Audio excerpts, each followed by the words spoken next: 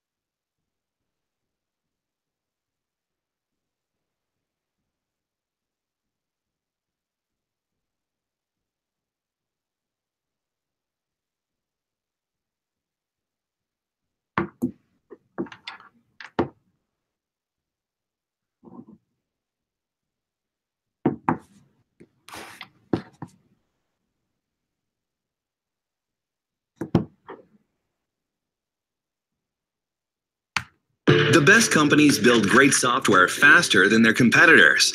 Their innovations fueled by an infinite supply of open source. While most open source is good, some is not, and all of it goes stale over time. 200,000 per year. That's how many open source components the average company consumes to build mission-critical applications. Properly governed, these components are a tremendous source of energy for accelerating innovation. Uncontrolled, they lead directly to security breaches, legal risks, and developer waste. In today's world, companies are desperate to develop software faster, but also stay in control. To do this, organizations must minimize tribal friction caused by cumbersome security gates, and instead promote tribal trust with lightweight security guardrails and DevSecOps automation. Sound impossible? It's not. It's Sonatype. Sonatype's Nexus platform automates open source governance and delivers DevSecOps. It's universally intelligent and knows more about open source than anyone else in the world. And it integrates into your favorite DevOps pipeline tools early and everywhere. Nexus policy controls unite developers and security professionals on the same team and empowers them to continuously identify, manage, and remediate open source risk without slowing down innovation. Today, more than 150,000 organizations rely on Nexus to automatically harness all the good that open source has to offer. Welcome DevOps practitioners from around the world to the Nexus User Conference. Hey, good morning. Good morning. We are back for day 2.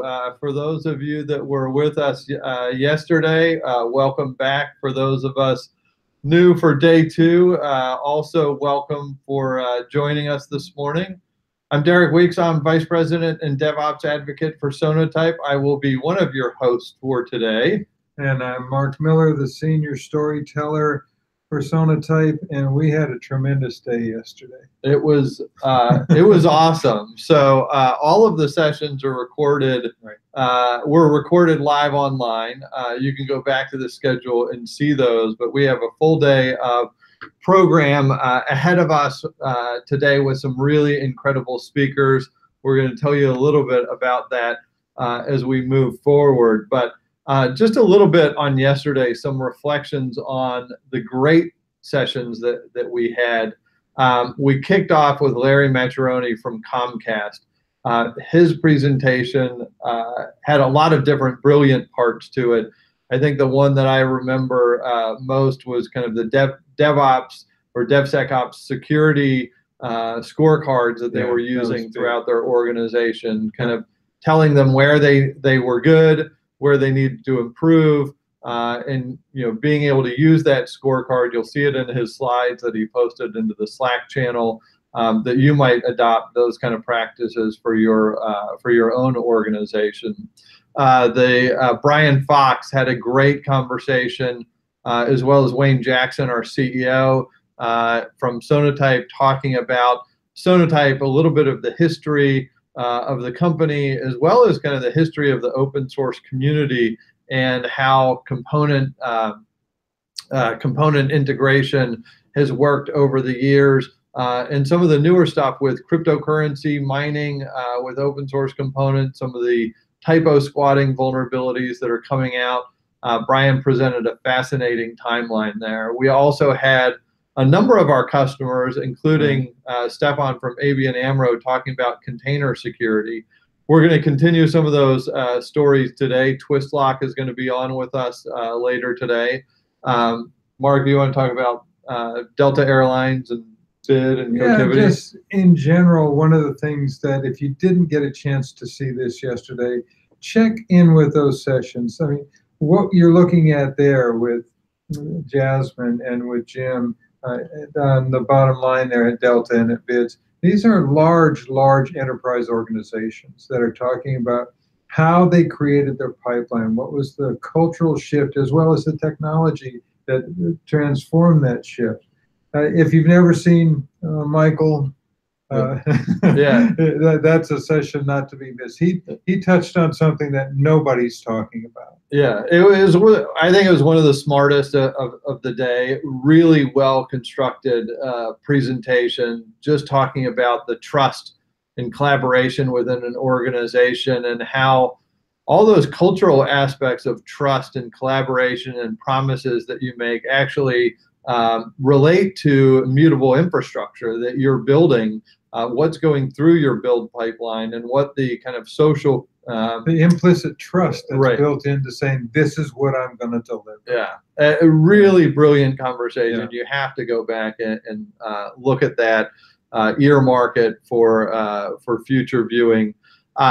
So the other thing that I think came out, and this is no surprise to any of us, of course, is when all of our customers are talking about their use of Nexus repository or Nexus Lifecycle, Nexus Firewall, it's not just those products. We were talking about Jenkins. We were talking about GitLab. We were talking about Maven and Twistlock, Docker. Yes. So you got to see all of the different solutions that they were bringing into their environments.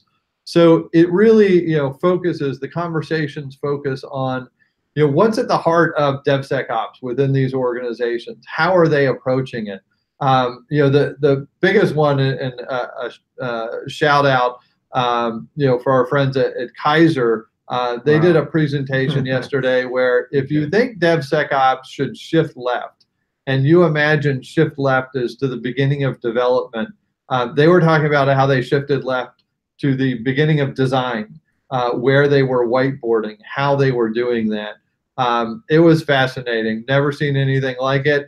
And that's a session. That's a session I think you want to see if you want to roll back. As Derek said, we all talk about shifting left. It's a mantra, right? But what they've done at Kaiser is actually put together a system that they are actually testing the components during their planning phase. They set that up so that they say, we're going to build this thing and we think we want this framework. So they've set up a very simple front end that looks at firewall and lifecycle on the back end, and so they can type in a component and say, how's this component? Is this safe to use? Should we even start to use this web application framework or whatever component in the design phase as they're whiteboarding? So it's a very cool presentation. The other thing about this, and we saw it, day in and out yesterday, was the open and authentic conversations. That these are not, polished success stories that you're going to hear from our customers. They're coming and telling real world stories. This is what we're doing. This is what we're trying to achieve. And I think that's the power of all of these presentations coming together. How they're working with their organizations between DevSec and Ops teams to run as one, and seeing how they coordinate that, the cultural challenges, the tool set challenges, and so forth within their organizations, I think are a critical part of what they're pulling together. Now, integration, as we talked about, there's, it's not just Nexus products, it's everything in the tool set. And the agenda that we have coming up for today, we were talking about this yesterday, but we're going to be talking, John Willis is about to come on, talk about electric cloud integration. We have integration with AWS, Terraform, Ansible, Twistlock, container management. Helen Beal is going to talk about the DevSecOps tool chain. You're going to hear a lot about the different integration points that we have, the different partners that we're working with throughout. Rundeck, Red Hat are also going to be on. You're going to hear Shannon Leitz from Intuit talking about the DevSecOps practices, red team practices over at Intuit. So a fascinating day to come up. The only way to see it and to know which sessions you're going to watch, we have multiple tracks going on today, or 2 tracks going on. Go to the Nexus User Conference website, find the session that you want, click on the view the session button, and you should be able to find that as well. If you have any questions, we're super active on Slack, and we were yesterday. All the speakers are on there. They're putting their slide decks on there. They're able to interact with all of you that are watching, that have any questions about what's going on. Mark and I are both on there as well. So make sure that you are on the Slack channel. You can find the links to that in the emails that we've sent you, as well as on the Nexus User Conference website, or from the Sonatype homepage if you click on the pink banner that allows you to get into the conference schedule. As always, we're live online, but you can you can rewind us at any time. Every session is recorded, and you have the ability to rewind at any time. Follow us on Twitter, Nexus User Conf 18, and next up, our good friend, John Willis. We've been seeing John, I think, a lot all over the globe. John has been traveling the globe himself. I think he's, I don't know if he's back from Barcelona, but he was certainly enjoying himself over in Europe last week or in the last couple of days, and I see him live here. So we're going to... Hey, gentlemen. Good morning. Morning. Mediterranean cruise. Yep, just got back late last night. So when do we get that? That's what the next user conference is going to be. Was that part of the speaker get back? Yeah, that's right. Yeah, it was. Hey. All right, we're going to have to make a little bit of a shift here, John. I'm going to switch to my machine because we've been going through Derek's. All right, I'm going to just screen share and bring up my deck. So hold on. You muted out. There. I got it. There. You got it? And, all right, John. Let me get you in focus here. You can hear me okay, John? I'm good. Are my slides good to go? Yeah, you're set. Welcome back. You sound relaxed. Thanks, Mark. Yeah, I'll definitely be taking a nap after this one. No, great. It's always fun here. Welcome, everybody. And So I want to talk about the integration at the end here. I wanted to go through kind of the introduction to DevSecOps, kind of my style, but I've been really working with Derek and Mark quite closely now, almost a year now, and it's just been a great collaboration. So a lot of stuff that I'll be sharing with you actually seems like we kind of learn circular from each other. They learn something, I learn it from them, I learn something. Anyway, so let me begin. I'm John Willis, Botch Loop on Twitter. I also work for SJ Technologies, but I'm not going to bore you with my long kind of background and all that stuff. I'm easy to find, but I do want to bore you with a little bit of shameless plugs here for a minute. I am a co-author. Actually, I looked up the other day. I've actually authored 10 books. About 6 of them were many years ago, or 7 of them, but IBM Red books. But over the last 3 or 4 years, DevOps Handbook, which has been a lot of fun, and then more recently, an audio-only project that's probably one of the top 3 or 4 projects I've ever worked on in my life. Me and Gene Kim did a follow-on audio-only, only 1 credit on Audible. It's called Beyond the Phoenix Project. It's really been a lot of fun. So yeah, I don't think you can talk about DevSecOps without having a little bit of discussion about DevOps. But I'm not going to bore you or steal a whole bunch of time on what is DevOps, given that there are 4 gazillion people on the planet doing that every 10 seconds. But I did want to actually at least set the framing for what we're talking about here. You know, because the thing I wanted to say also, there's this kind of notion. It was a statement that started early in cloud, and I'll say it in DevOps, and I'll actually say it's going to say the same thing in DevSecOps, which is you ask 10 people what the definition of DevOps is, or now DevSecOps, and you'll get 10 different answers. The one thing about the answers from DevOps is I say, here's the kicker, they're all correct. One of the beauties of DevOps has always been that, and really this is a tribute to Patrick Dubois, who really is kind of the founder of the movement, that there never was a pure definition, almost on purpose. It was an emergent, a beauty, really. And so the beauty of DevOps is there wasn't a canonical definition. But you could also say the curse is that there isn't a canonical definition, right? Because then people get frustrated because they can't look on a page and have, a 3-sentence statement. But if we wanted to look at, one of kind of the purest primitives, if you will, I love that, purest primitives. Write that down, John. It is the automated deploy line, the pipeline, CI/CD, whatever we want to call this. And when we get this, actually, if you go from Wikipedia, if you go all the way back to Jez Humble, Chris Reed, and Dan North gave this as a presentation in 2006, right? Like that still blows my mind, right? 2006. And this concept of how you, in my words, you create these gates, right? And this is what we think about as a shift left, right? Like, somebody in the software delivery team, a developer, part of the team, checks something in, they go through a gate, they hit a red, they go back, they fix it, gate, red, go back, right? And this creates this resilience over time and speed. It really is one of the cornerstones of what makes this idea of an automated pipeline possible, that you do this over time, you build resilience, you create things.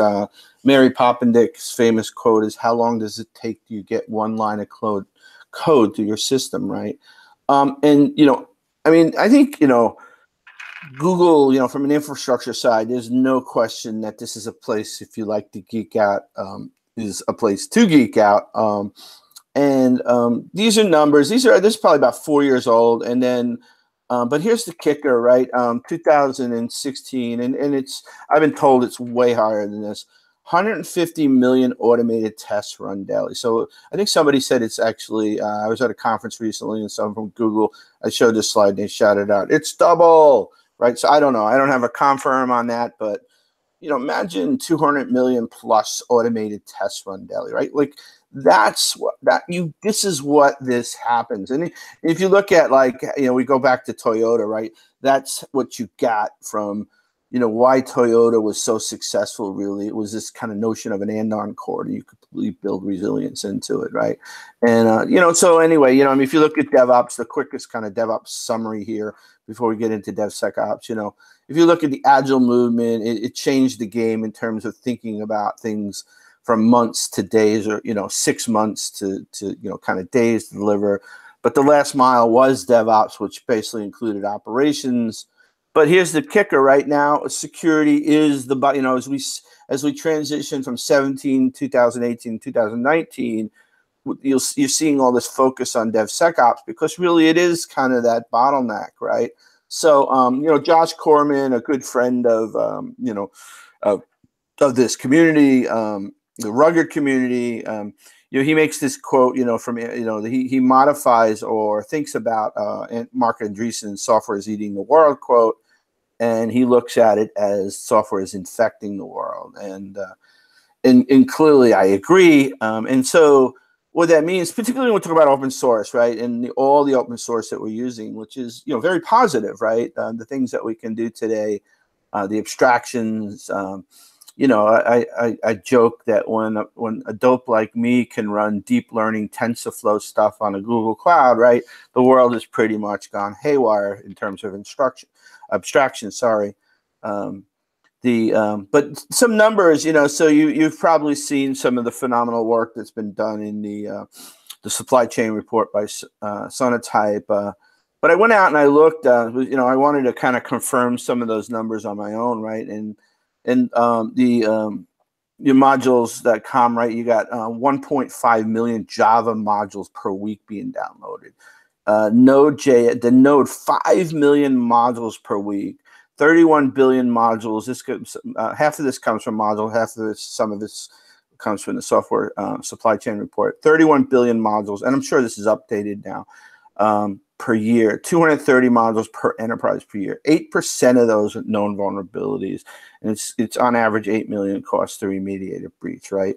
So like we're using software, and like I mean the node numbers are off the chart, right? 5 million per week. This came out about a month ago. It's I got to put DYNOROOT. These people are really bad at choosing names, but this is less than a month old, right? And here's the thing that blew my mind on this. This is a DHC client for all Red Hat products, basically. And if you notice here, it's one minor change. It's a 2-character change. This was a nasty exploit in a DHC client that basically was in every Red Hat. And all the change was a -R. So if it isn't scaring you, if the former couple of slides that I showed you didn't scare you, this should scare the hell out of you, right? It's basically, you know, no-opping an escape character, which basically command injection is one of the more dangerous attack vectors these days, right? Like that just blew my mind when I saw this one, right?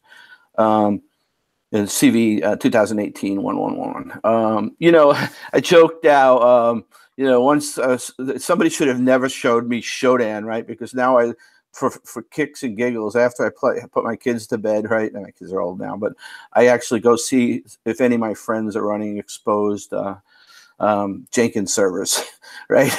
You know, across the world, what the heck, right? You know, I got nothing better to do.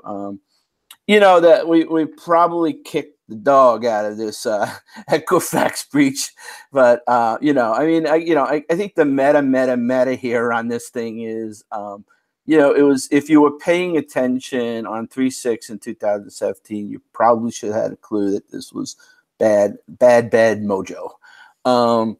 Again, there could be a million reasons why it didn't actually get, you know, discovered until July, and then actually kind of announced to the public in September.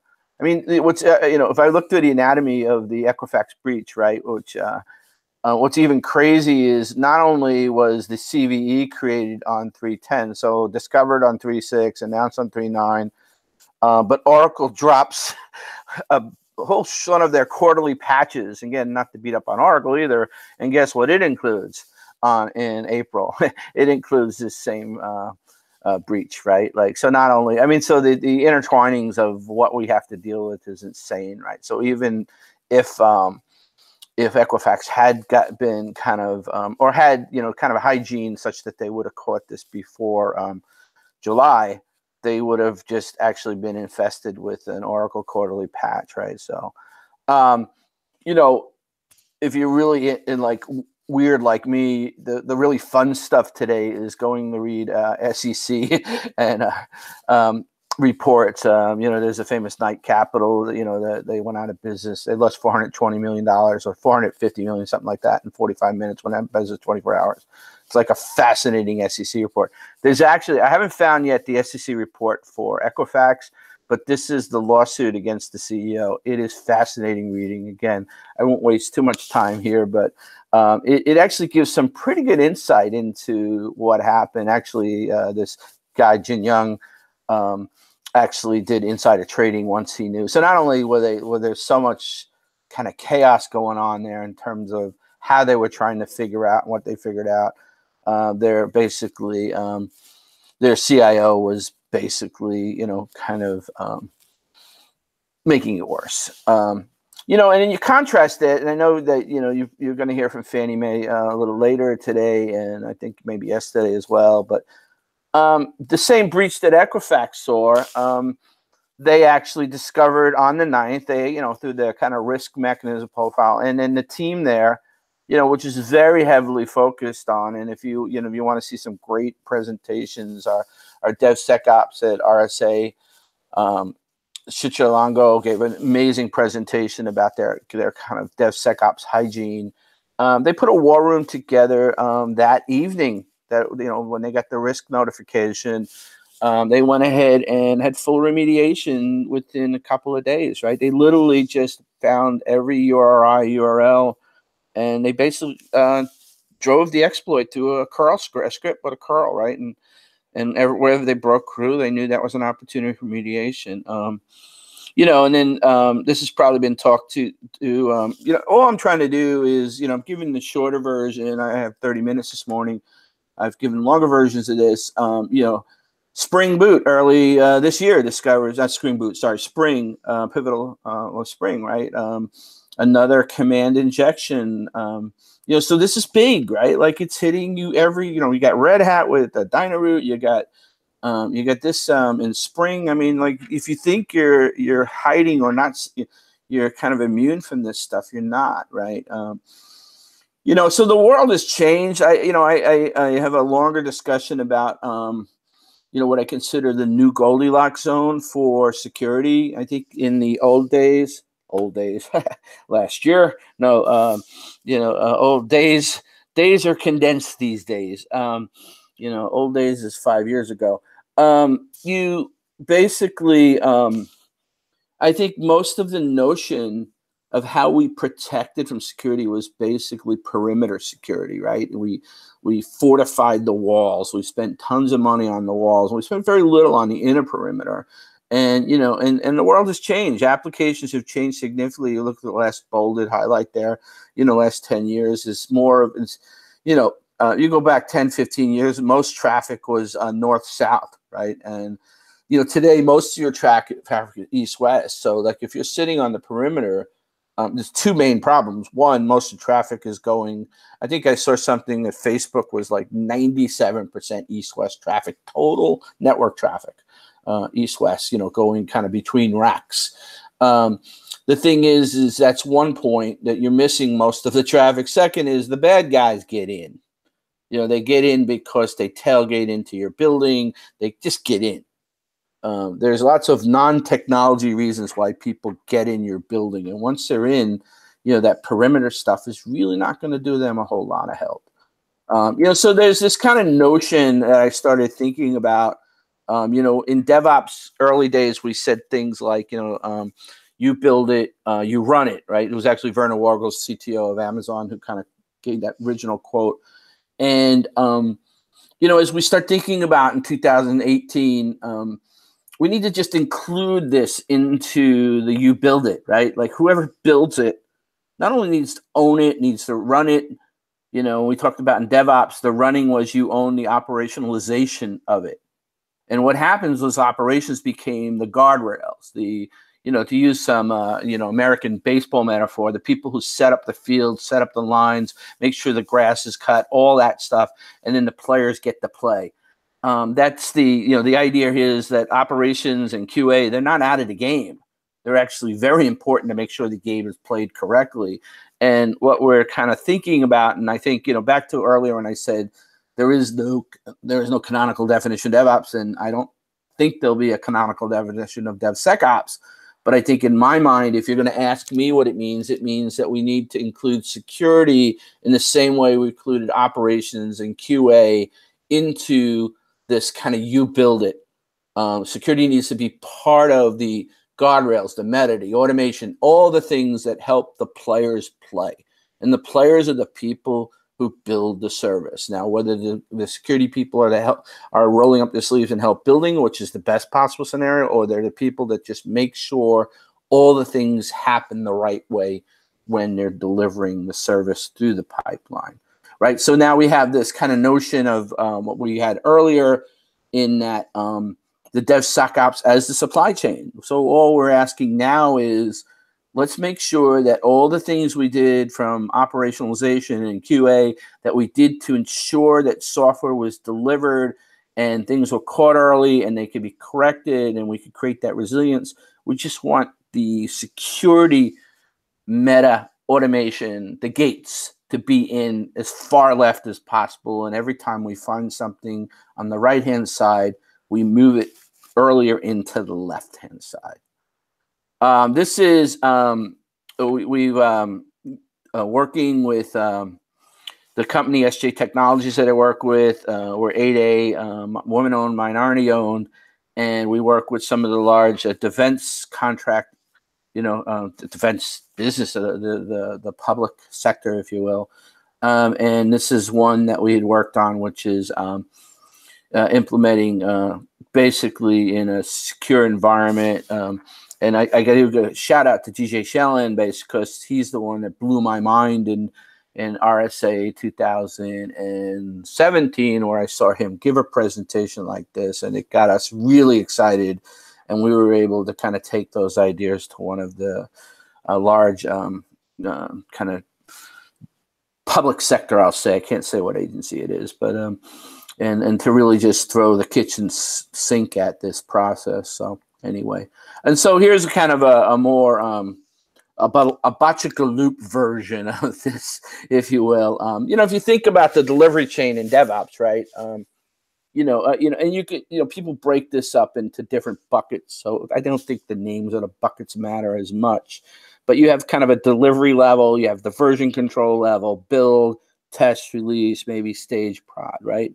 And so like let's say that, like if, in 2018, I get asked to visit a lot of companies. I visit a lot of companies. This is one of the things I love about my job today is that I just visit companies. I spend a day with them or 2 days. And by the way, that's an open offer. I just, if you're doing something interesting, I come out, I'll do a lunch and learn, I'll do an executive briefing. The only thing I ask on my side is that I get to sit and talk to your people in different groups, because that's where I get my juice from. But anyway, so if I got asked to go to a company and you said, "Oh, John, come look at our DevOps scenario," right? Not DevSecOps, look at my DevOps. And I came in and you said, "Yeah, we got Eclipse and it's pretty cool. We got plugins, developers love it, but that version control and build stuff, it's for the birds. Who needs it?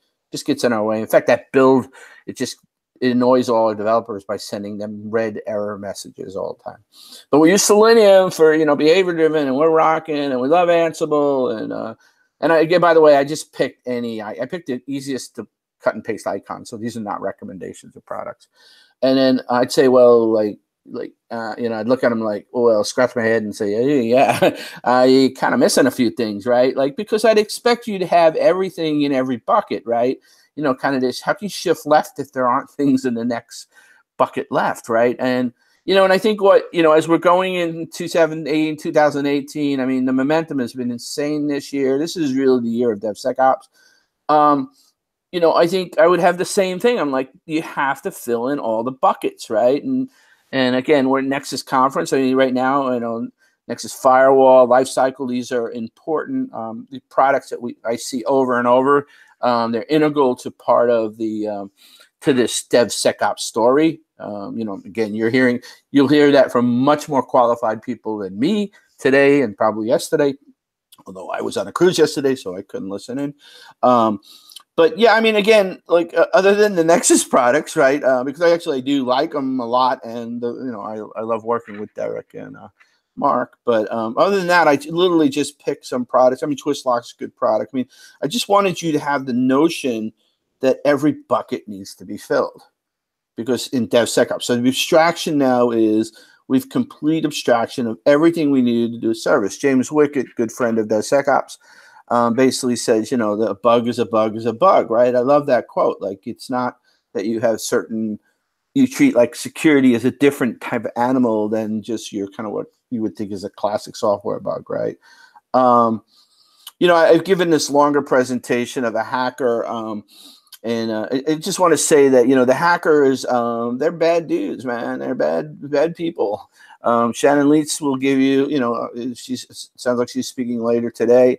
You know, anything she says, you should listen because she just knows her shit really, really good. And the one thing I love about what she talks about is how bad the adversaries are and how clever they are. And you've got to be on your game, be dealing with them, you know. And we met a hacker at the Chicago company, basically bragged about how, you know, 4 out of 5 like last breaches, he got in by just somebody holding the door open for him. You know, so go back to, you know, again, the Goldilocks zone has to be the supply chain. We have to get our hygiene right on how we deliver our software and constantly shift left and make sure that that we're batting down the hatches on the, you know, how we deliver software. I had recently a friend of mine was doing this hackathon. He was a big corporation doing a hackathon for a bunch of colleges, and they were like trying to figure out like kind of a tripwire thing, like, you know, how to detect something that got changed in alert. And I'm like, that's great, but like, let's figure out like, why are they there in the first place to even get to that thing, right? Again, I think this idea of like fortifying the delivery of your software from as far left as you can. I love the story Derek and Mark were telling earlier about, you know, even doing it in design, right? You know, so in the end, John, I'm going to jump in and give you a 5-minute warning. Okay. Okay, that's perfect. Thanks, Mark. You know, so I mean, just kind of putting it all together, you know, like, you know, you want to go as far left with kind of training, security requirements, you know, again, that story about the company doing it, UX, threat modeling, architecture review. You know, Fannie Mae has some great stories how they set up their own GitHub project where they actually have their own versions of the correct code for the OWASP top 10, and then they add any new ones that they catch. You know, make sure your plugins, your IntelliJ and Eclipse have security plugins. You know, to fail to build, or, you know, make sure you're tracking and auditing the things in the build. Configuration. You know, again, I think Twistlock is an interesting product because they'll tell you, you know, people say, well, containers, oh my God, they're so dangerous. So, you know, and but on the flip side, if you look at Twistlock and you see all that, just read their reference documentation, you'll say, oh, these are all things I could actually control. And you could actually make containers more secure than VMs, in my opinion. You know, Gartner is doing some good work here. I'm going to shout out to kind of Gartner on their kind of DevSecOps work. Pretty good. And you know, I got to give a shout out to Gene on this. Gene covered this mostly in the Devops handbook, although we had 4 authors, but Gene kind of wrote the security section. But you know, it's you know, pretty spelled out in the Devops handbook. You know, train developer teams develop secure code, track security issues in the same system that you do your software bugs. Think about things as security as code. The pipeline, right? You know, so, and then, you know, I mean, if you start getting advanced, you know, things about like kind of Chaos Monkey or failure injection. And I said at the end, I wanted to kind of point out on the, what is it? The June 27th. So we got we have the DevOps Enterprise Summit, IT Revolution in London on the 26th and the 25th. On that Wednesday, we're going to run a DevSecOps workshop. Basically, we're going to build a kill chain. It's going to be awesome. So, like, if you've never done security before, come on, because we're going to give you Electric Cloud. We're going to have the Nexus firewall lifecycle all built with a running Java application that will actually have the Equifax Strut2 vulnerability in it. We'll give you a Metasploit, and if none of this means anything, that's cool. But come, you'll learn what it means. We're going to give you a Metasploit container, and we're going to let you actually attack an unlocked down Jenkins and take control of a system. You'll be doing this in the lab. We'll also basically you'll get to use kind of Electric Cloud. And you'll see this, you know, today's integration day. You'll see this, you know, really cool integration between Electric Cloud as a delivery mechanism with all the bells and whistles. We'll have GUIs. You'll be able to create some GUIs. You'll see Nexus firewall and lifecycle as a way, like, so the first step, you're going to basically breach the system, and then we're going to shift left, and at some point you're going to start using the Nexus tools to basically identify that and stop and break the build, right? And then kind of remediate. And it should be a lot of fun. I mean, you know, if you're geeky like this, and again, the really important point is you don't actually have to be a security expert. And if half the things I said if less than half the things I said don't come, if only half the things I said don't make sense, come on, have fun. And actually, the next day we're running a DevSecOps Days event. So anyway, that's all I got, Mark. That was great. Thanks. You know, it's exciting. I'm excited to see you in London because what you just put up there for the kill chain example, that is just tremendous. So we're looking at your screen now, John, if you want to stop sharing. Oh, yeah, I should do that before you see all the emails I got while I was on the cruise. That's okay. But no, I'm excited. We've got, as you said, Chris Roberts is going to meet us in London too. That's right. We're going to have him on. So it's going to be a good day. Derek, I see you're in here. Any comments? Yeah, you know, I'm always taking notes during John's presentations because, you know, he got me hooked about a month ago on the normalization of deviance. If you don't know what that is, maybe I'll put a link into Slack on the YouTube thing. You should watch 15 minutes on that. You'll be talking to all your friends, not even in DevOps, about that. Get to use big words every once in a while, then sound really smart, right? John's always making me smarter. Oh, jeez. And the you know, just how bad the adversaries are. I was in London a couple of weeks ago. Daniel Cuthbert from Banco Santander was presenting, you know, and he was saying, if you're a really good hacker, you are you know, 8 hours away from hacking into anything that you want. So if you think about just how on top of security you need to be, how important it is that, you know, if you're rolling out, you know, new security fixes or whatever, trying to beat the hackers, like your time window is about 8 hours. If you've got an important site. And Derek, I still 30 seconds. So on the cruise, I met this guy who lives in the middle of Washington by the Columbia River. He's been a network guy his whole life. He's built his own data center of about 400 GPUs because apparently wherever this is by Columbia River is the cheapest place to get electricity, right, to do crypto mining. But here's the kicker.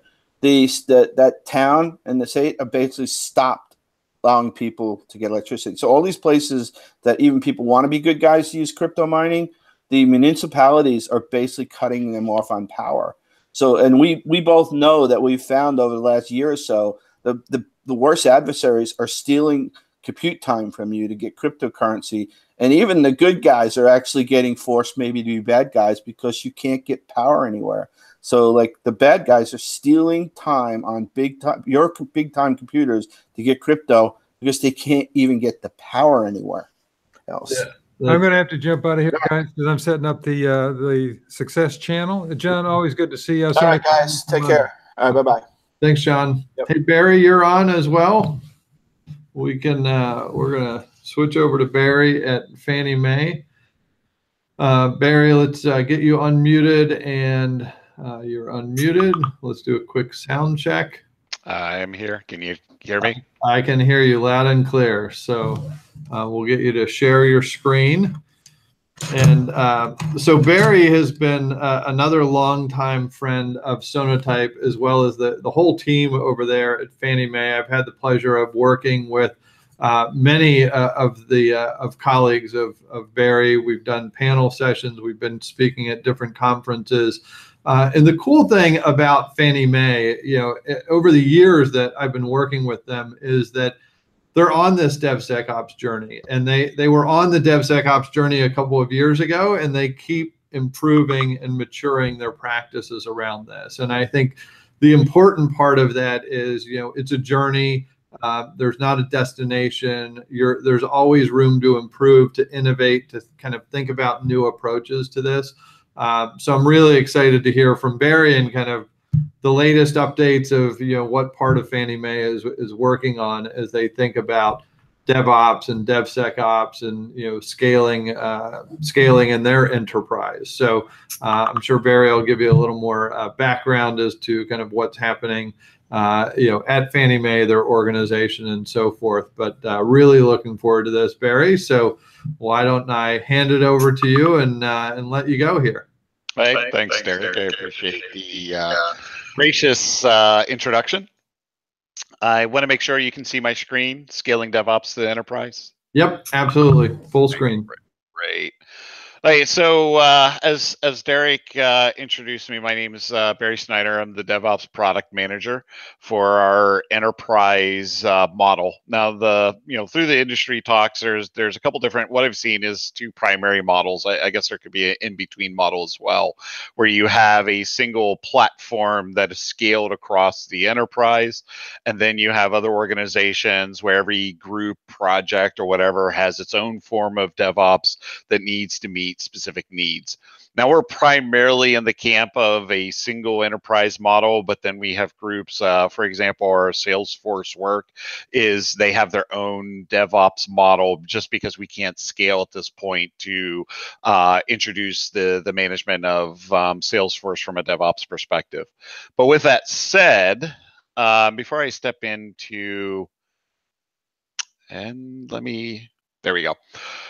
So with that said, let me talk a little bit about Fannie Mae so we're all on the same page. Everybody knows who we are. We provide liquidity to the housing market. And what does this mean? Well, what it means is that banks give loans out to individuals to buy homes. Banks have a limited amount of money that they can give out loans to. So what they do is we take those loans are bundled and resold to investors who then collect on 30 years of interest. What this does for the bank, it enables them to free up money so they can give out more loans. So, before Fannie and Freddie were established, for example, there was not a lot of money to go around, and owning a home was a luxury versus the common family being able to own and have their own home itself. So that's a little bit about what Fannie Mae does. What we are like, everything about us, though, is when you talk to, our technology, we have 468 applications, and then we have 1,200 software assets in our production environment. Those software, each of those, the 468 is a software asset each, and then the remaining approximately was about 520 some, 40 some components. Are third-party utility or party utilities, in-house built components that sit between systems. They're not full-blown applications, but yet there's something that does a particular function internally. Now we have 9 portfolios, 6 business and 3 corporate. We're primarily a Java shop with about 70% of our work is Java. We have a very sizable footprint of TIBCO, SOA services, and Microsoft is a very large part of us as well. Most of our software these days is 80 to 90% open source.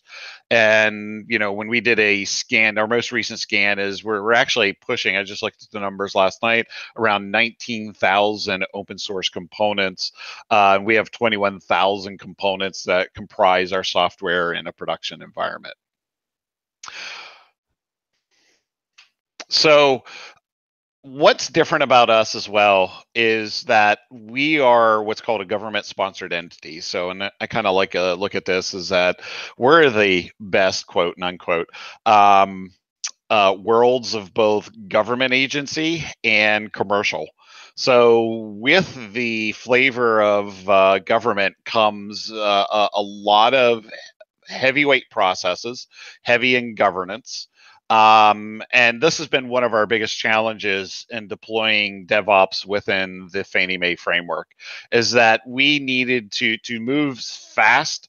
We needed transparency in our governance. We needed to automate that. We needed to reduce the long lead times that occurred because of governance, which are due to a lot of handoffs. And governance was occurring, like, for example, when I built some software there early in my, tenure at Fannie Mae.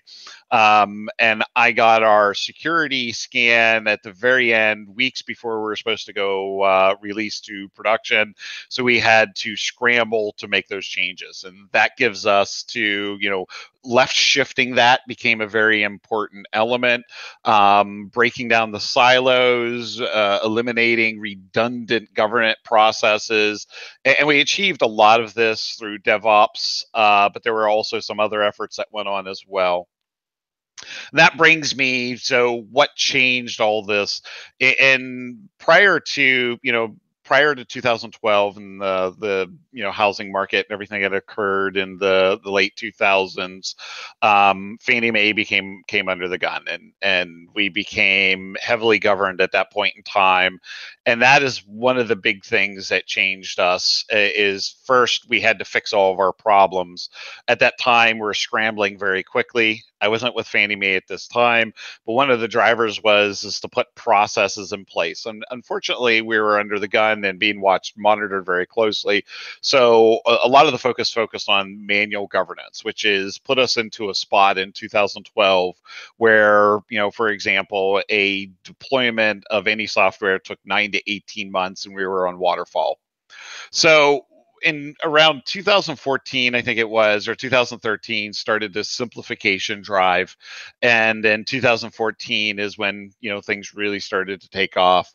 And it became a strategic initiative, is that, as an organization, with the changes that were coming in the financial and housing market, we couldn't compete. So, for example, 30% projected growth in households for the next 5 years. And I think this was set at 2014. We were shifting our business model from investing to a flow of fees. So one of the things we would do is we would hold on to a bundled set of mortgages, which created risk for the investors as well as the government. That, and when things happened in the 2000s, the IRS came in and gave us the money to cover up all the bad loans. We wanted to modernize how we distributed credit risk, change in competition, so more people were going to be able to enter the market. Market was becoming more segmented, and then just a general acceleration in the ecosystem of technology around the housing finance.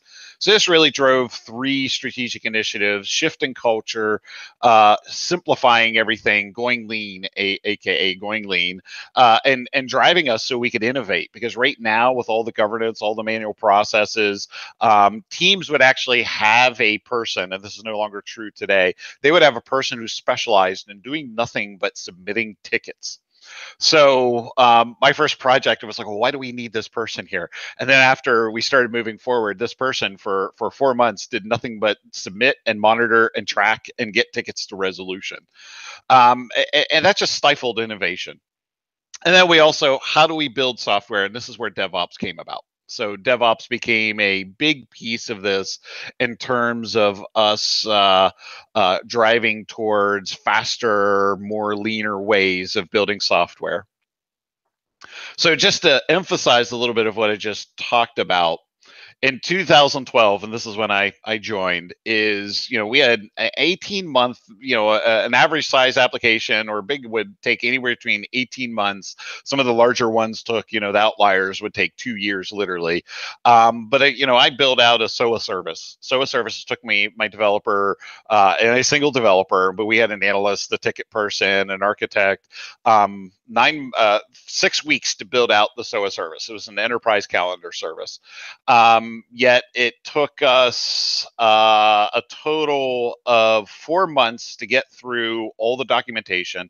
This was an agile project, and I kind of use that with quotes again, because I had 67 documents that I had to put together, and this was for a single SOA service. I had, I think it was an 87-page architecture document. Now, I will say today that is all gone. We now have projects that are releasing every month. We have some projects that are actually starting to push the boundary, and they're releasing every sprint.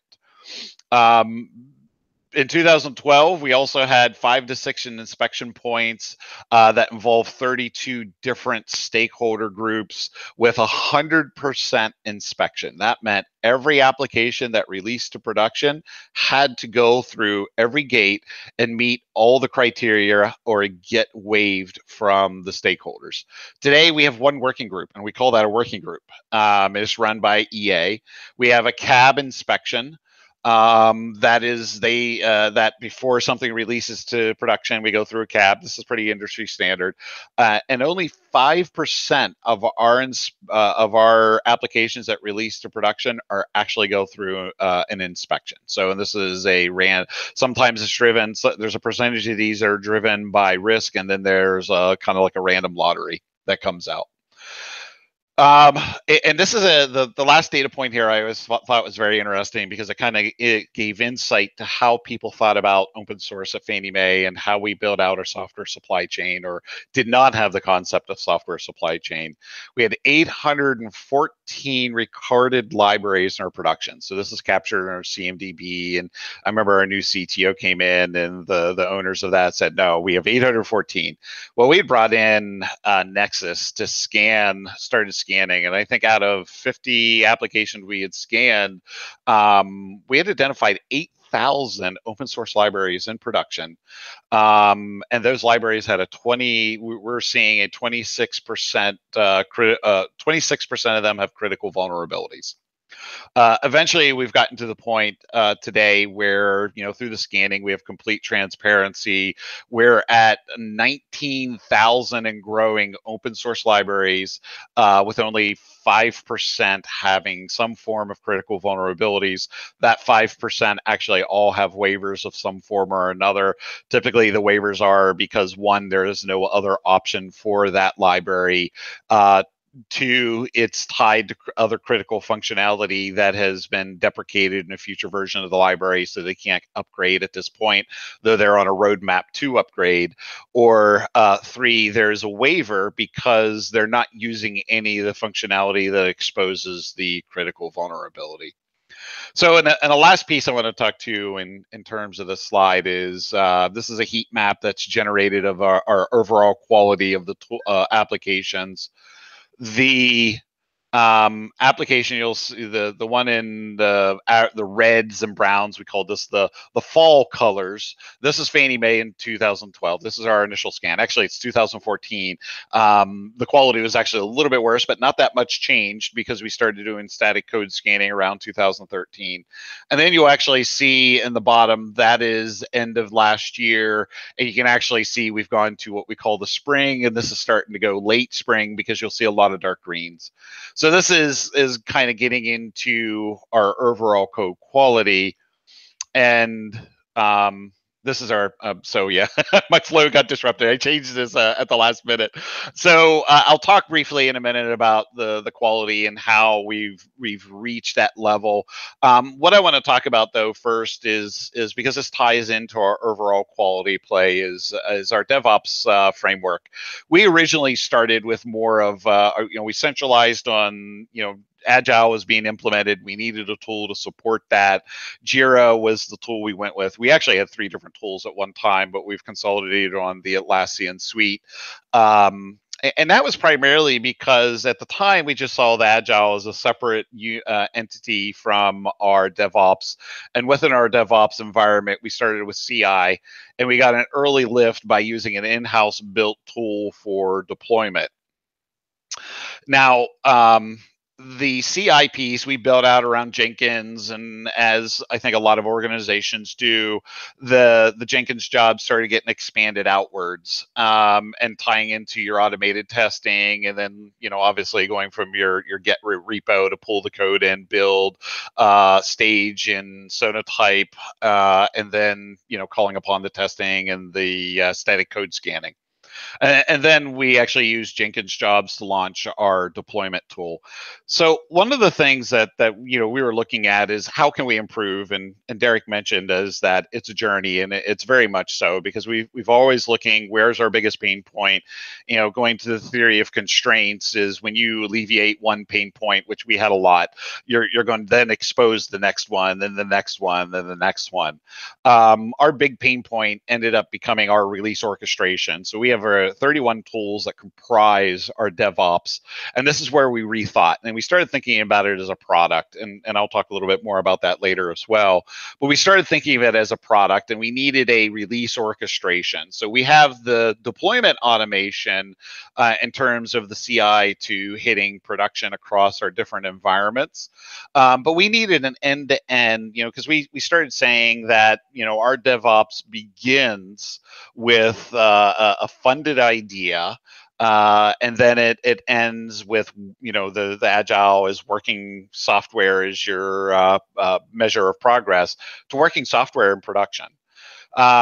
And then as we started looking at this too, we started looking at all these tools, we realized we have so much data that extracting that information becomes very heavyweight, very painful. So what we ended up doing was also building up our DevOps intelligence. And we have two pieces around that. We have an in-house built data mart that actually has overlaid with Tableau. And then we also have used TensorFlow, some machine learning, because there's so much data, it can go through and look for the trending and provide that information. So this is our DevOps environment today. And I want to touch real briefly. This is an article I wrote with Dr. Curtis. It's been published in IEEE that actually talks about how we measured our transformation. And this ended up becoming very critical in the last year or two when we hit some of the major pain points, but we started looking and saying, where's really our next stage of improvement? Because we realized it's an ever-going journey. It doesn't end. Improvement is something you do constantly. It's both wound into agile as well as lean. So one of the keys to the pipeline is our supply chain. And this is something we did early on. This is one of the things I think we did right early on. And it was really thanks to Derek and them that introduced this concept to us. But interestingly enough, and we merged the concept from the component with the code, because interestingly enough, the same conversation was going on in the static code arena. So I straddled software quality was one of my areas. So software quality, I had the component quality as well as static code quality. So our supply chain, how we looked at our supply chain was you have commercial components that come from the outside. You have open source components that also come from the outside. And then we are also building, a lot of people think of static, code, but a component, an open source is nothing more than code compiled into a component. So we switched our thinking at Fannie Mae is that all the code we build internal, they're components, and they're really no different than open source components. And this is the interesting part is when we started using our static code scanning, we started seeing that the open source components in general were a higher level of quality. And this goes to a number of factors where you have communities that are building a solution. So you have many eyes looking at it. And I believe John, or at least I've heard John talk about this before, the more eyes you have on a bug or a problem, the more likely you're going to discover it and solve it. So within Fannie Mae, we switched our thinking and said, these are just components. And then we put in place tools that would manage this. So, we had our automated code scanning. So this is one of the activities we did. We wanted to automate this. At the point, all static code scanning was a very manual effort. And so what we ended up doing was putting multiple tools in place that fit different needs. So, we use CAST to get us the enterprise view and structural quality, which is your design, how you've written your code, as well as your architecture of your application. SonarCube is our tool that we use for component, and then we use Crucible for our peer reviews. Now, in terms of our component lifecycle, we actually put together a model of what we expected this to look like, how it was going to be governed. And this is one of the things that we automated that led us to automate the policy for transparency. So we had 21 policies: legal, InfoSec, enterprise architecture, and general code practices that were established by us for component quality. And one of these was, unless there's no other exception, you could not use a component more than 2 years old. So it literally was cleaning the the component quality in our enterprise. Towards this end, we put into play 2 years ago using Nexus. We put into play quarantine. So you would actually go through your POM file out to Central Maven or one of the other repos, and then it would that component would be run through the policies that we had built out, and then it would automatically quarantine. So if you pulled something in, now we did put into place through ServiceNow a way to request a waiver that then would be automated. It would be waiver would be applied through an automated process within Nexus. What we've implemented back in March is, so we got people used to building and using quality, and that itself, by just putting that tool in place for developers, that drove a huge amount of quality play itself. But now what we've done in this year is we're now breaking the build, and anybody going into production, their build gets broken.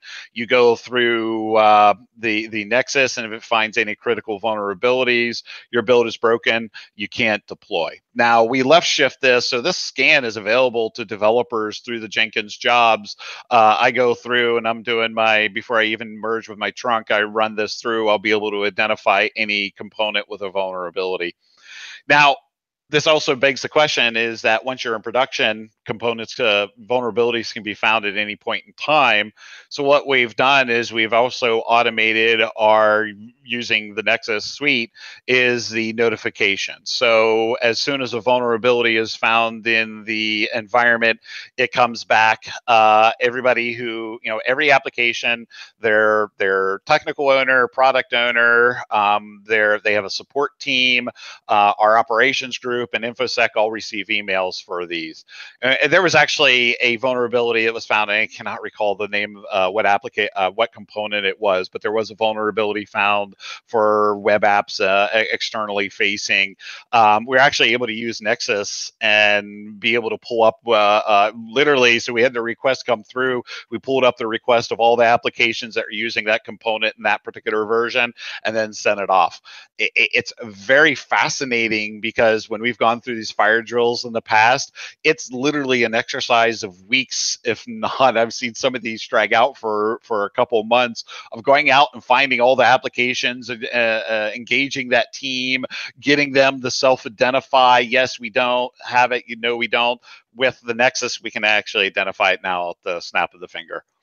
So when we were doing that, we're talking about constant improvements. It wasn't as fast as we wanted it. So we've actually are starting to initiate some improvements to accelerate that as well. So I talked about earlier is, these are the improvements we've achieved. Through the various different measures we've had, we've seen an increase in our productivity, a significant drop in our costs, as well as an increase in our quality. But we still have a long way to go. And we're still monitoring and measuring our improvements. And towards this end, for example, is that we're seeing an average increase of 10% in quality. And we're going back and saying, what can we do to make this even better? So, and I kind of, what I would have told myself 3.5 years ago is approach DevOps as a product. If you're going to enterprise scale it, you need to treat it as a product. If you're going to be one-offs, like a lot of companies I talked about earlier doing individual product DevOps as a practice within the team, then that I wouldn't treat it as a product. But if it's going to be scaled at the enterprise, you need to treat it as a product. You need to approach it as a product. You need to engage your the community, which is your developers. That's my customers, and finding out what their big pain points are and addressing those one by one. It's treated as an end-to-end pipeline. This has led to some pain points, and while I'll talk about everything we've done today, it was not as easy or as pain-free as I talk about in 25 minutes. But the end-to-end pipeline is a key critical thought, because right now we're even finding ourselves having to restitch how we tie together that chain of 31 applications, and we've discovered some gaps in our stitching. And then early is, we got our initial start by looking for our early lifts. We brought in Jenkins because we didn't have it, but we had a deployment tooling platform that has now become one of our biggest hurdles to speed in the organization. Most application teams can't go any faster than a monthly release because this tool actually takes hours, if not some of the larger applications can take 12 hours to 18 hours to build and deploy and release to production. There's a lot of manual steps in it. It gave us an early lift, but we should have addressed it much sooner than where we're at today. There was some efforts by teams to look at like Ansible to do the automated deployment, extended Jenkins 2.0. But the one thing we found is with Jenkins jobs, it does not scale. One of our enterprise data, who is 30% of our deployments, has 7,000 Jenkins jobs that they need to manage. For every there's one application in particular, there's 360 Jenkins jobs that they have to go through and manage and deploy. We're cut through our new tooling that we're going with. We're actually cutting that down to 10% of what they started out with or what they manage today. So these are some of the improvements that we're looking at and driving today. So with that, I see my time is coming up to an end. I got 2 minutes left. I just want to wrap up and say thank you for joining me early in the morning and listen to me talk about what we've done.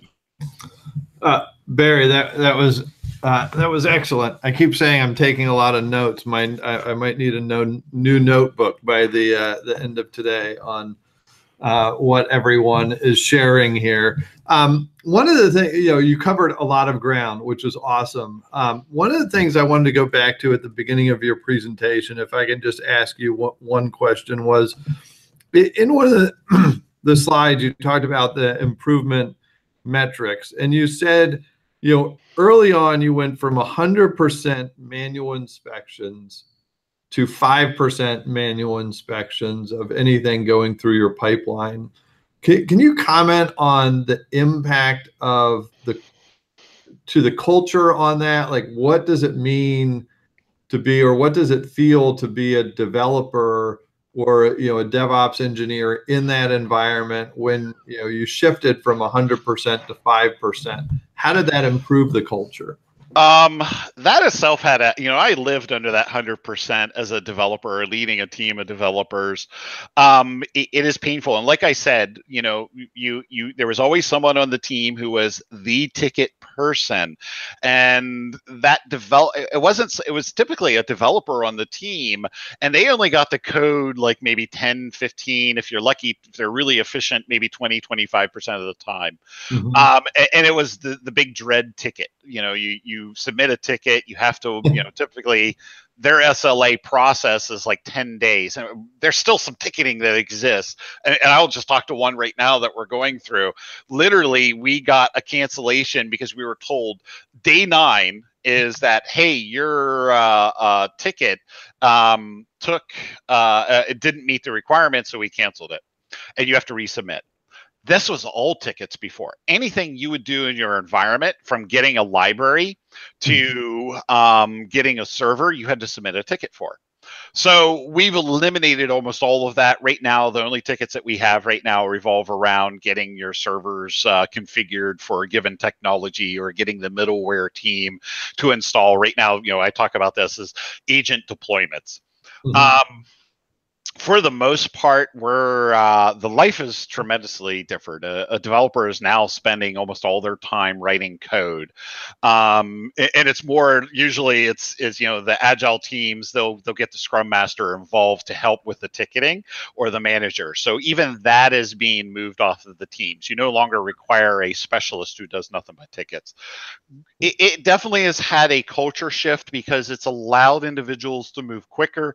It's allowed them to now innovate, and it really has given freedom to the developers to do what they need to do. And I actually talk a little bit about what we did with Nexus, because before you would take 5.6 weeks to get a minimum, a minor upgrade in a library. And I remember it was Hibernate 3.3.1 to 3.3.2 took 6 weeks.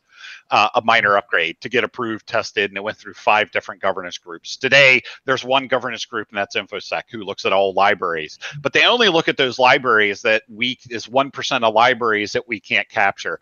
So today, you can actually go directly and pull a library in and use it at freedom. Before, you had to get everything approved. And sometimes it would take, an average was 3 months, sometimes 9 months. And if you're waiting 9 months for a library as a developer, you're either going to go around the system, find an alternative, or ignore it.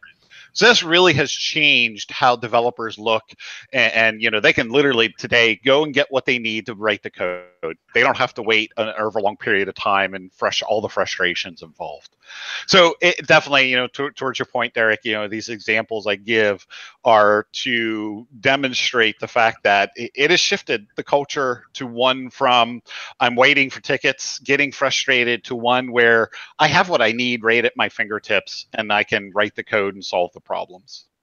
Yeah, I think, you know, it kind of harkens me back to yesterday's conversation with Delta about what they were doing to modernize the way they developed software there, because, you know, it's a very old enterprise, and, you know, they wanted to not only modernize their efforts of how they delivered software, but make it a place that people wanted to come to work. And, you know, in the old, you know, the winter days, or the red heat map that you had going to the, you know, late spring heat map, like this is the kind of place that you want to work, because we have modern practices, because we have a modern pipeline and so forth. So thanks a lot for sharing that. We are going to shift now from the DC area across the Atlantic to Paris, where we have Mohamed waiting in the wings for us. So Barry, thank you so much. We'll look for you on Slack. Mohamed, we're ready to kick off with you. I was chatting with Mohamed in the Slack channel, and I said, "Where's the jealous emoji?" Because I would love to be in Paris, you know, with him. So Mohamed, let's just do a quick sound check with you to make sure we can hear you. Yep. Okay. We have sound, so that's good. And Mohamed is going to talk about deploying a CI/CD pipeline as infrastructure as code into AWS. He's going to talk about managing Docker images within Nexus as a Docker registry.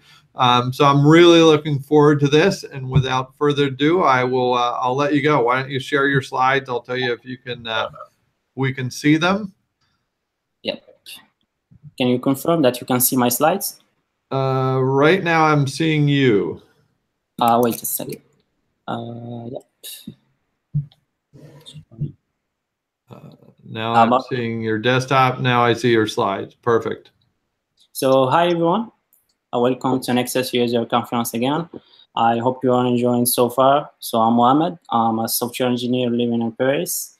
I have been working with containers and serverless for the past 4 years. And today I'm going to talk to you about CI/CD and how you can use concepts like infrastructure as code, automation, serverless, and containers to build your own CI/CD platform in AWS from scratch. So the platform we're going to build today is what you can see on this following diagram. So I'm going to build a Jenkins cluster with a dedicated Jenkins master and a couple of workers. The workers will be responsible of building our application into a Docker image, and then storing this image to a Docker-hosted repository on a Nexus server, and finally deploy this application to a Docker Swarm cluster. So as you can see, my Jenkins workers will be inside an auto-scaling group, and to define the auto-scaling policies, I'm going to create a CloudWatch alarms that will trigger a scale-out or a scaling event. So for example, if the CPU utilization of my Jenkins cluster is higher than 80%, that will trigger a scale-out event to add a new Jenkins worker to the cluster. And the same concept will be applied over my Docker Swarm cluster, with the difference of having 2 layers of scaling, a scaling at the instance level and a scaling at the container level. So for the scaling at the instance level, it will be easier as we will use the CPU utilization of our Swarm cluster. But for the scaling at the container level will be quite tricky, as we need to push some custom metric to our monitoring system. And this this metric generally it's a business metric. So for example, the metric will be number of messages waiting in the queue to be processed by our container. So if this metric crosses a certain threshold that we will define, that will trigger a Lambda function, which will use the Docker API to add more replicas of our container. So as you can see, this is a good example of how you can use serverless with containers while deploying your application. And finally, to have a global overview of what's going on this CI platform, we're going to configure Jenkins to send us notification to our Slack channel every time there is a new build or a release available for production.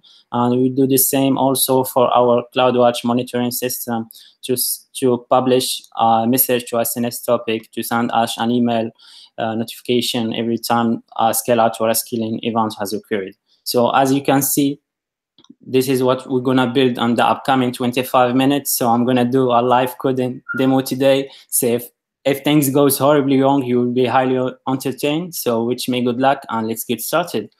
So what I'm going to do first is I'm going to create the CI platform that I just showed you on the diagram. And to do so, I'm going to use Terraform. So Terraform is an infrastructure as code tool that allows you to describe your entire infrastructure and templates file, and then it will read this templates file and transform them to API calls. So what I did here in advance, I created template file for each component of my CI platform. So here I have a template file to create a Jenkins master, which will be a simple EC2 instance. I have another one for my Jenkins cluster, which will be inside an auto-scaling group with a minimum of 3 workers. And to add and remove my workers automatically, I have defined a CloudWatch metric alarm, which will be based on the CPU utilization. So here, if the CPU utilization is greater than 80%, that will trigger a scale-out event to add an instance to the cluster. And if the CPU utilization is less than 20%, that will trigger a scaling event to remove an instance from the cluster. And finally, for my Docker hosted repository, it will be a Nexus server running on an EC2 instance. So this is guys the templates file that I'm gonna use to create this platform. So let me go back to the terminal and let's create the platform. So on the terminal, I'm gonna run Terraform apply command, and I will give it as a parameter my variables files on which I have defined my AWS credential and the VPC on which I want to create the stack. So I already created a VPC in advance with 2 private and 2 public subnets, and also I have created a jump box which I will use to connect to SSH to my instances on the private subnet. So here, as you can see, Terraform created what we call an execution plan. We show you things that will be created in advance. Once you are happy with these changes, you can apply them by typing yes, and then Terraform will create the CI in AWS. So it will take a few seconds to create the stack. And meanwhile, I'm going to back to my slides, and I'm going to show you a new concept that you can use while building your CI platform. So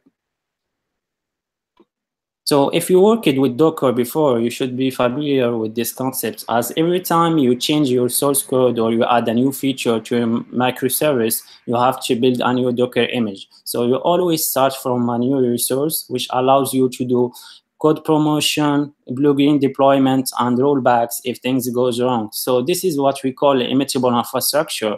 And this concept can be applied also when you are managing and creating your infrastructure machine images.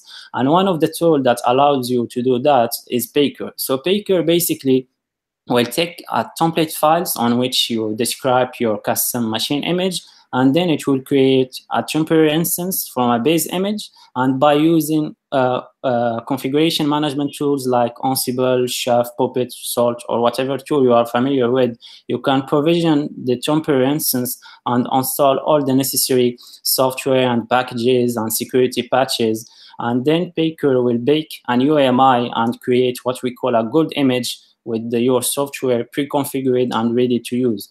So what I did here for this demo, I have created an AMI for each component of my stack. So as you can see here, and to save time, I'm going to show you how I created the AMI for the Nexus server. So let me go back to the source code.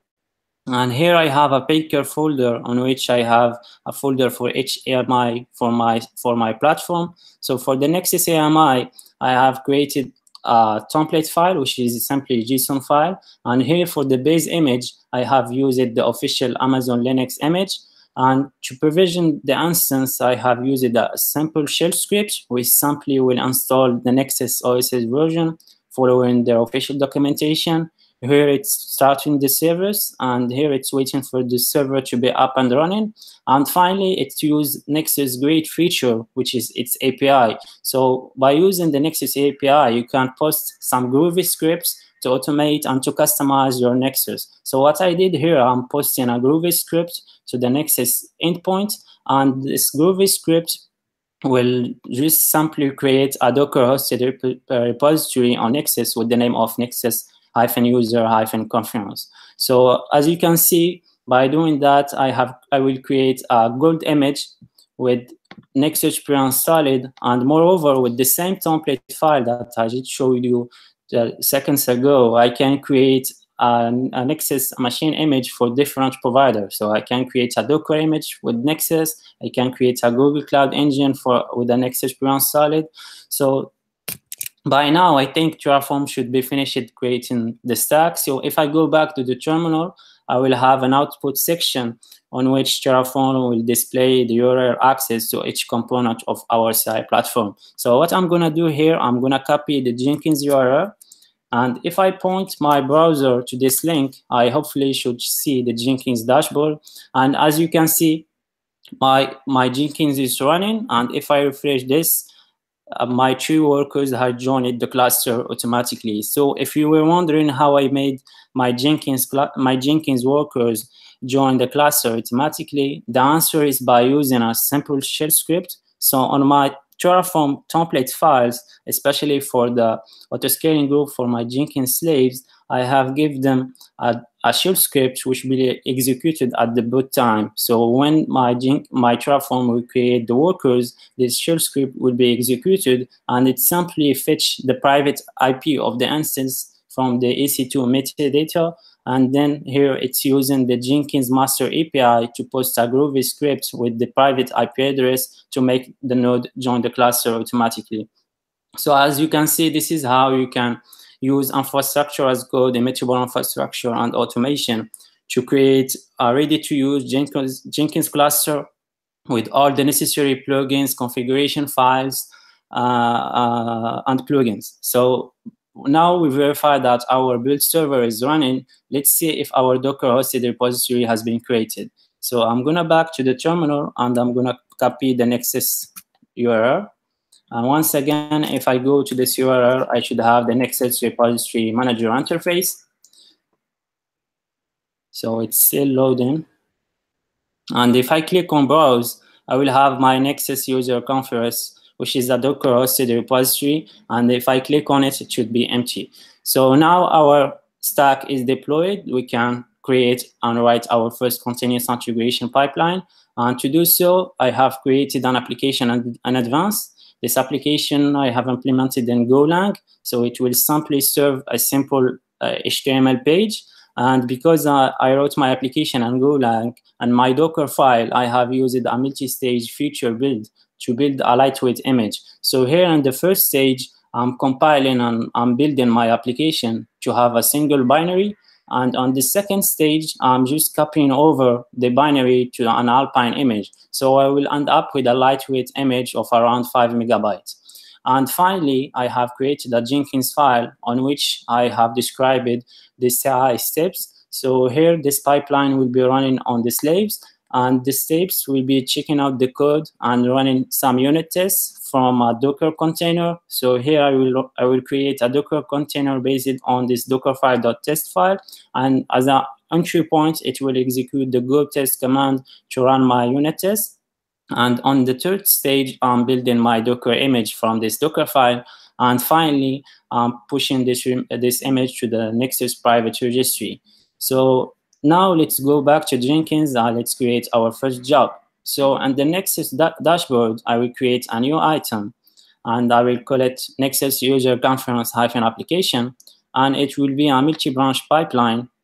Now, if I click on OK, it will take a few seconds to create the configuration file. And then we need to specify the code repository in which my code is stored. So I already created a GitHub repository.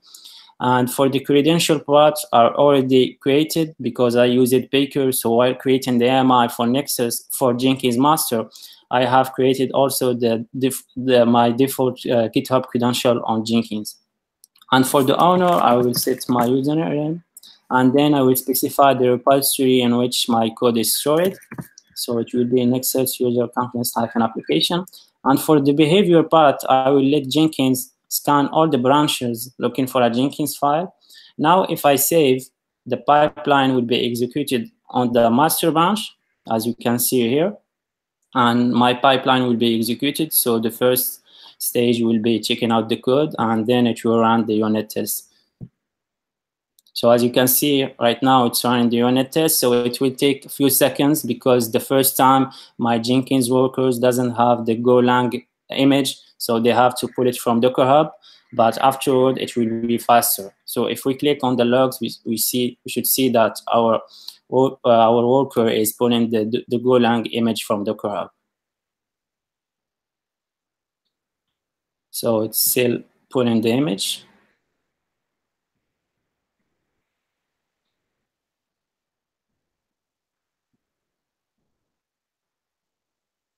And I think by now the test stage would be finished. So if we click on it, we should see that our unit test has been successfully passed, and then it will start building the Docker image.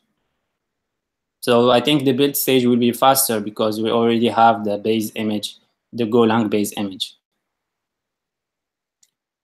So as you can see, the build stage has been finished, and now it will push the image to the Nexus private registry.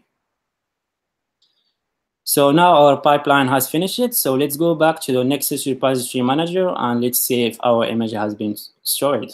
So if I refresh this page, I should have my new artifact, which is my Docker image stored on the Nexus repository with the latest tag and another tag which represent the commit ID. So this is, guys, how you can do continuous integration. Now let's deploy our application and let's do continuous delivery. But first, we need to create a deployment environment. So the deployment environment will be a Swarm cluster. And to do so, I'm going to use Terraform. So similarly to the pipeline and to the VPC, I'm going to use the Terraform to create my Swarm cluster. So I'm going to go back to my infrastructure project.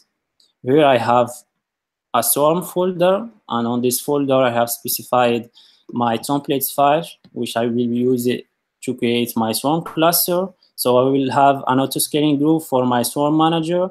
So I will have a tree managers, and I will have another auto-scaling group for my Swarm workers, which will be responsible of running our containers. And as a minimum, I will start with 5 workers.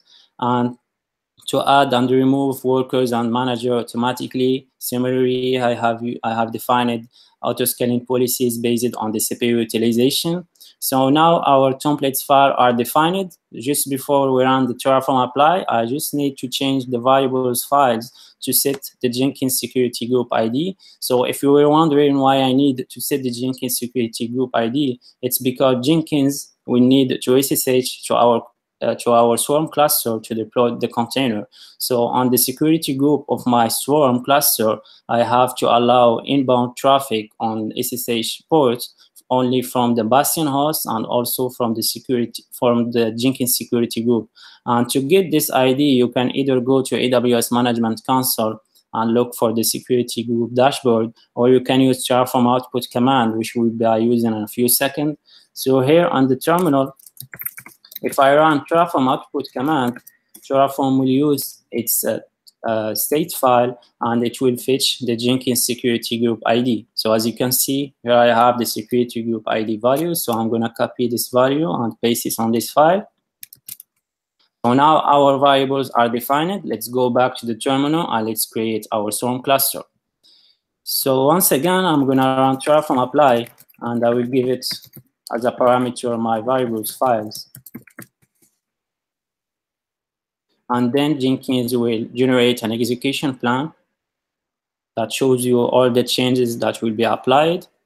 So I will confirm that by typing yes, and then Jenkins will start creating the Swarm cluster. So while it's creating the Swarm cluster, I will show you another concept that you can use, which is cluster discovery. So if you use it Docker Swarm before, or you created a Docker Swarm cluster before, you should know that you need to know that you need to do two steps, which are initializing the cluster and then making the workers and other managers join the cluster. And to automate this process, I have used a shell script which will be executed on both my manager and my workers at the first time they are created. So here, for example, the first machine that will be created by Terraform will run this script, and it will run the command docker swarm init command to initialize the cluster, and then it will take the token that has been generated and will save it on an S3 bucket. So other manager and other workers can fetch this token from the S3 bucket, and then they can join the cluster automatically. So for this example, to keep it simple, I have used S3 bucket for the service discovery, but you are free to use any distributed key value storage like etcd or console. And by the way, I'm just looking forward to have this feature on Nexus. So I would like to have Nexus. I would like to use Nexus as a backend for my Swarm discovery also. So I think by now, Terraform is still creating the stack. So while it's creating the stack, I'm going to show you the S3 bucket that I'm using for the Swarm discovery. So here on the S3 management console, if I refresh this page, I should have a folder which was created by the first manager or the first node that was created by Terraform. And this node will store the tokens on this file, and then it will register its IP address to this bucket. So now all the nodes that will join the cluster will register their IP address on this S3 bucket. So if I refresh this, as you can see, my 5 workers have joined the cluster and they register their IP address. So I think now Terraform should be done, and it will display a URL, which is a dashboard that I have deployed on the manager leader, which I will be using to show you the global state of my Swarm cluster. So as you can see here, I have 3 managers and 5 workers, and the manager who is the leader is running the dashboard. So now our deployment environment is ready. Let's deploy our application. And to do so, we will create a new job on Jenkins. But before, I have prepared a Jenkins file in advance, and this Jenkins file will be executed on the master node, and it will SSH to the Swarm cluster, and then it will run the docker stack command with a docker compose file. And this docker compose file will create a container based on the image that we just created earlier, and then it will expose the port 3000, which is the port my application is listening on. And on the deploy section, I have told the Swarm manager to deploy this application on this container only on the workers and to maintain one single replica. So before I create a job on Jenkins, I'm gonna just fix the manager IP to the new IP address. So here it will be 0.0.0.179, and then I'm gonna back to the terminal and I'm gonna commit these changes, manager IP, and then I will push these changes to the master branch. So now our changes are on GitHub. Let's create a new project to do continuous delivery. So on Jenkins, I'm gonna create a new item, which will be Nexus user conference -deployment. So it will be also a multi-branch pipeline. And to save time, I will be using Nexus user conference application. Now, if I click on it, I need just to update the repository name to be deployment repository. And if I save it, my master branch will be executed and my new container will be deployed. So if I go back to the dashboard, as you can see, my new container is now deployed on the workers.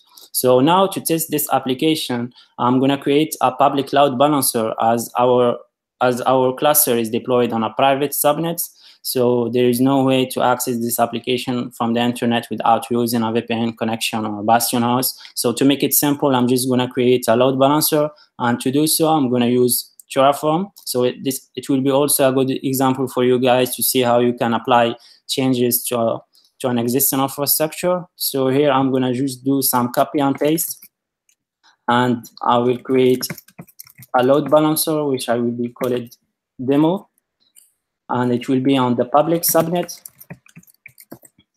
and it will be listening on the 3000 port of my application. And for the health check part, it will just do TCP health check on port 3000. Then I will need to create a security group for my load balancer. So once again, I'm going to do some copy and paste. I'm just going to fix the name, my load balancer. And then I need to allow unbound traffic on my Swarm cluster on port 3000 only from my new load balancer. And finally, I'm going to assign this load balancer to the auto-scaling group of my Swarm workers. So I'm going to use the load balancer's attribute. And let me just fetch the name.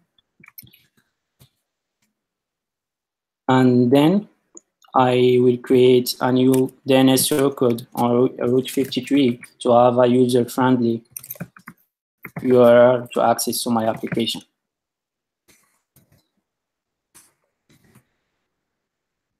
And I will let Terraform display this URL at the end of the creation process. So I should be fine by now. So if I go to the terminal and I run again Terraform apply, so Terraform will detect the changes, and it will ask us if we want to create a new load balancer and if we want to update the security group of my Swarm cluster. So I'm going to type yes, and then it will create the load balancer. So let me jump back to the AWS Management Console and show you the results sections. I will have my new load balancer, which is this one. So Terraform didn't add the instances yet, so it will take a few seconds for that. And as you can see now, my instances are on out of service because the load balancer didn't finish yet the health check. So while it's doing the health check, you might be wondering why I assigned the load balancer to the entire cluster instead of assigning it only to the instance on which my application is running. The answer is Docker routine match. So when you are working with Docker Swarm, all your Docker nodes are on a gossip network. So all the incoming requests to the cluster will be eventually get a response because the machines are capable of forwarding your request to the target application by using the routine match feature of Docker Swarm. So that's been said, if we read this page, so they're doing the check, and I think Terraform finished the creation process. So let's give it a few seconds. And as you can see, now they are in unserved state. So now if I go back to the terminal and copy this URL, I should be able to access my application. So let's give it a few seconds to make the DNS finalize. And as you can see, if I click on this, so as you can see, our application has been deployed, and this is how you can do continuous integration and continuous delivery. And finally, I'm just going to show you how you can do continuous deployment. It will be straightforward, as I just need to update the Jenkins file that on my application repository to trigger a deploy process at the end of my CI pipeline. So I'm going to just trigger the downstream job that we created on Jenkins. And to show you that this is a real demo and not a fake one, I'm just going to add some text here. It's real. And we should be ready to go. So I'm just gonna commit these changes to GitHub.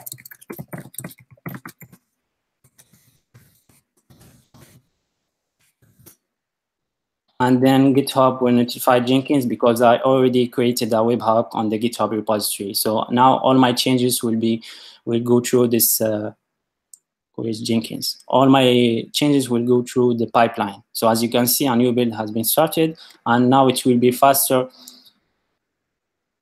So I think it will take a few seconds because I think the new build has been running on another workers. But let's just give it a few seconds, guys, and we should be finished. So it's still pulling the Docker image.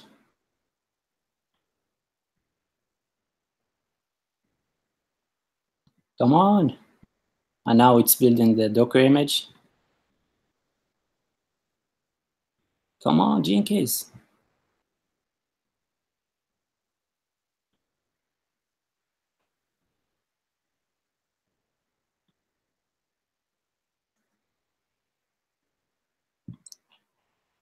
And as you can see now, the deployment process will be triggered, and Jenkins will SSH to the cluster and deploy the new container, which will be seen here. So let's refresh this page, and hopefully we will see our new release. So as you can see, guys, this is how you can do continuous integration, continuous deployments, and continuous delivery. So I showed you also how you can build your own CI/CD from scratch by using infrastructure as code, automation, serverless, and containers. So please join me on the Slack channel afterward if you have any questions. And see you hopefully next year. And thank you. Mohamed, that was awesome. You ran the gauntlet of live demo and survived. So that was terrific. I had my fingers crossed the whole way. So it was awesome how smooth it was and well practiced. So Mohamed is going to jump on Slack if you guys have any questions. Is there a blog to reference on this, or a Git maybe a repository? Yeah, sure. I will post on the Slack channel the GitHub repository that I used through this demo. So you will find all the source code that I've used. You will also find some useful Groovy script that you can use to automate and configure Nexus. So I will post everything on the Slack channel. Awesome. That's super. Thank you so much. Thank you so much. And thanks again for having me, guys. Yeah, no, that was terrific. So, all right, we are headed to break. Let me just do a quick share my screen here. Let me share a couple of things. Okay, so hopefully, yep, you're seeing the Sonatype homepage here. So one of the things I just wanted to point out, so work that Mohamed has done and others have done within the community. If you're on the Sonatype homepage, there is a link to community integrations here. We have a whole area of the Nexus Exchange where you can see various plugins or integrations that people have done. Anything from GitLab token authentication, Maven artifact resolvers, Jenkins build policy, Nexus lifecycle Docker image, Puppet modules, Conan repository format, Helm repository format, etc. We keep adding to this as different people from the community, even if it's our own employees that have done work in their spare time, or people from the community that have built these various integrations there. So if you've done something, if you've built something, if you want to share that with the community, then absolutely we'd love to have you share that with us here in the team at Sonatype, so we can make it available on the site. So next up, at the end of the break, we will be on a different channel with Justin Young from who leads our integrations team here at Nexus. So you'll be hearing from him. He is the product owner of our integrations team. So we will be on that next channel in just a couple of minutes. So thanks everyone, and we'll talk to you soon.